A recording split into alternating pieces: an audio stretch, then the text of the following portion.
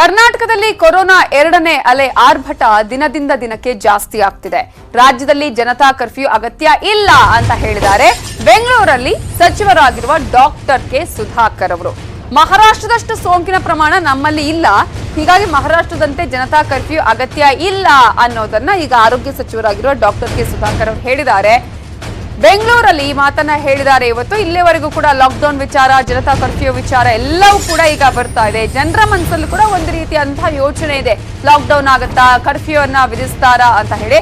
But ಸದ್ಯದ ಮಟ್ಟಿಗೆ ಈಗ ಆರೋಗ್ಯ ಸಚಿವರು ಒಂದು ರೀತಿಯ ಸ್ಪಷ್ಟತೆ ಕೊಟ್ಟಿದ್ದಾರೆ, ಆ ರೀತಿಯಾದಂತಹ ಅಗತ್ಯ ಇಲ್ಲ. ಯಾಕಂದ್ರೆ ಮಹಾರಾಷ್ಟ್ರದಲ್ಲಿ ಪ್ರಕರಣಗಳ ಸಂಖ್ಯೆ ನೋಡ್ತಾ ಇದ್ರೆ 50,000ಕ್ಕಿಂತ ಮೇಲ್ಪಟ್ಟ ಆಗ್ತಾ ಇರೋದನ್ನ ನೋಡ್ತೀವಿ. ಸೊ ಅಂತಹ ಸಿಚುವೇಶನ್ ನಮ್ಮಲ್ಲಿ ಇಲ್ಲ. ಬೇರೆ ರಾಜ್ಯಗಳ ಕಠಿಣ ಕ್ರಮಗಳನ್ನ ನಾವು ಗಮನಿಸ್ತಾ ಇದ್ದೇವೆ. ಕೊರೋನಾ ತಡೆಗೆ ರಾಜ್ಯದಲ್ಲಿ ಮತ್ತಷ್ಟು ಟಫ್ ರೂಲ್ಸ್ ಅನ್ನ ತರ್ತೀವಿ. ತಾಂತ್ರಿಕ ಸಮಿತಿಯಿಂದ ಇವತ್ತು ರಿಪೋರ್ಟ್ ಬರಲಿದೆ. ಆ ಒಂದು ವರದಿ ಬಂದ ಮೇಲೆ ಸಿಎಂ ಜೊತೆಗೆ ಚರ್ಚೆಯನ್ನ ನಡೆಸ್ತೇನೆ. ರಾಜ್ಯದಲ್ಲಿ ಸಾವಿನ ಪ್ರಮಾಣ ಅರ್ಧದಷ್ಟು ಇಲ್ಲ ಅನ್ನುವಂತಹ ಮಾತನ್ನ ಆರೋಗ್ಯ ಸಚಿವರಾಗಿರುವ ಡಾಕ್ಟರ್ ಕೆ ಸುಧಾಕರ್ ಅವರು ಹೇಳಿದ್ದಾರೆ. 0.5% ಅಥವಾ 0.6% ಅಷ್ಟು ಸಾವಿನ ಪ್ರಮಾಣ ಸದ್ಯ ಇದೆ. ಇದನ್ನ ಇನ್ನಷ್ಟು ಕಡಿಮೆ ಮಾಡುವ ಗುರಿ ಇದೆ ಅಂತ ಹೇಳಿಕೆಯನ್ನ ಕೊಟ್ಟಿದ್ದಾರೆ. ಬಿಗಿಯಾದಂತಹ ಕ್ರಮಗಳನ್ನು ವಿಧಿಸಿಕೊಂಡ್ರೆ ಖಂಡಿತವಾಗಿಯೂ ಕೂಡ ನಾವು ಇದರ ವಿರುದ್ಧ ಜಯ ಗಳಿಸಲಿಕ್ಕೆ ಸಾಧ್ಯ ಆಗ್ತದೆ. ಬೇರೆ ರಾಜ್ಯಗಳು ಇವತ್ತು ನೋಡ್ತಾ ಇದ್ದೀರಿ, ಅನೇಕ ರಾಜ್ಯಗಳಲ್ಲಿ ಸಾವಿನ ಪ್ರಮಾಣ ಕೂಡ ಹೆಚ್ಚಿದೆ. ಇದು ಒಂದು ಆತಂಕ ತರುವಂಥದ್ದು.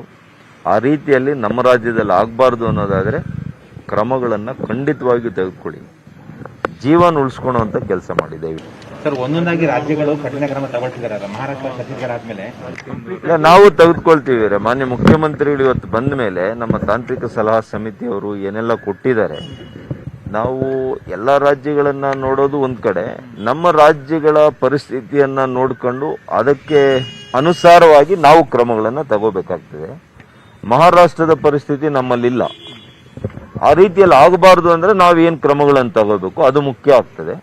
ಆ ನಿಟ್ಟಿನಲ್ಲಿ ತಗೊಳ್ತೀವಿ. ಬಿಗಿಯಾದಂತಹ ಕ್ರಮಗಳನ್ನು ವಿಧಿಸಿಕೊಂಡ್ರೆ ಖಂಡಿತವಾಗಿಯೂ ಕೂಡ ನಾವು ಇದರ ವಿರುದ್ಧ ಜಯ ಗಳಿಸಲಿಕ್ಕೆ ಸಾಧ್ಯ ಆಗ್ತದೆ. ಬೇರೆ ರಾಜ್ಯಗಳು ಇವತ್ತು ನೋಡ್ತಾ ಇದ್ದೀರಿ, ಅನೇಕ ರಾಜ್ಯಗಳು